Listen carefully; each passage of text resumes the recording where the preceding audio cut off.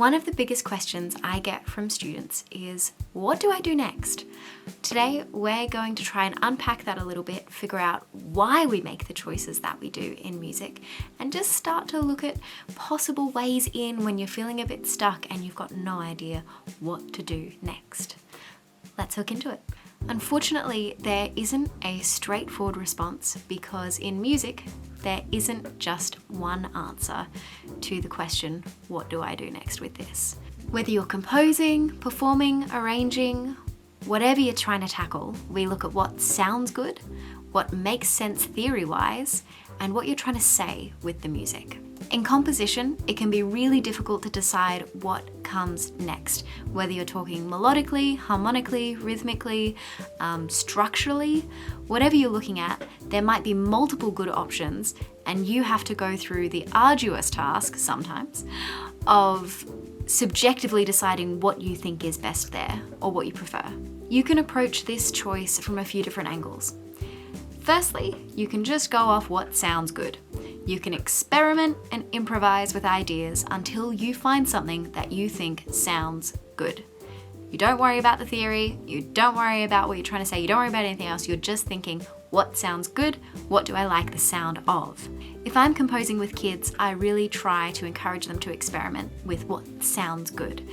It means that they can play with different ideas and start to develop what their own musical preferences are, figure out their own musical language, and play with what might be unexpected. And usually they come up with things that you really wouldn't expect them to. Like it's non-diatonic, it's experimental, and all this sort of stuff that you think, wow, if I was driving them to make a choice in a specific key or with a specific rhythm, they wouldn't have come up with that same thing. So I really try to encourage that sort of throw a whole bundle of stuff at the wall and see what sticks, see what you like approach with kids. And even people starting out with composition, though I will admit that often as people grow up, they become a little bit too self-conscious to really properly explore in that uninhibited way. I'm not saying that it's impossible, but I am saying that a lot of people find that harder the older that they get or the further they get into their musical journey. You could also make a decision informed by what makes sense in a music theory context. So you might make a choice based on developing contrast, variation, melodic or harmonic development. These are all things that we look for in music. You know, for example, if you're composing a pop music piece, you want to have a chorus that builds on the verse, whether that's melodically, harmonically, rhythmically, instrumentation-wise, tonally. You're just looking for variation and interest. Or you might recapitulate an idea that you've already expressed previously in the song through repetition. You could also implement a change using tone, timbre, rhythm, instrumentation, form. There are so many different options for creating variation. But basically, the idea, if you're looking at it from a music theory perspective, is what have you done previously and what do you want to do with your next section? Do you want it to be similar or do you want it to be different? Variation or repetition, and then make a choice around those. If you're struggling with a composition, another thing that can be helpful is setting restrictions for yourself. So if we're talking music theory-wise, maybe you make a decision on your key signature, time signature, the length of the section, the structure, tempo, the duration of the notes in the melody, how many chords you want in there, if you do want chords.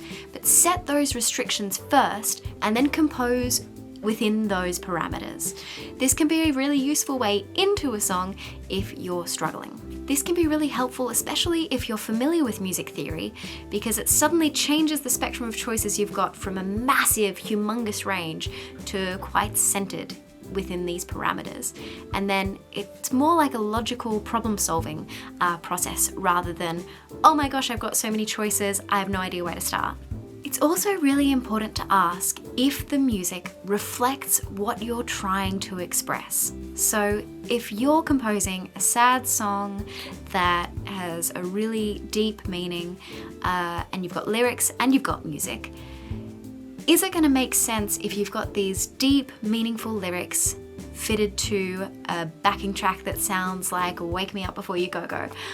Probably not, right? Or at least The lyrics might be saying what you're trying to say in the music, but the music is missing the point.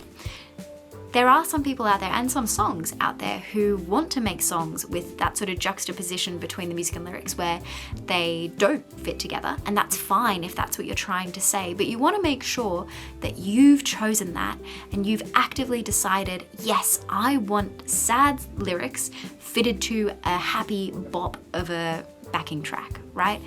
As long as you're making that decision, it's fine.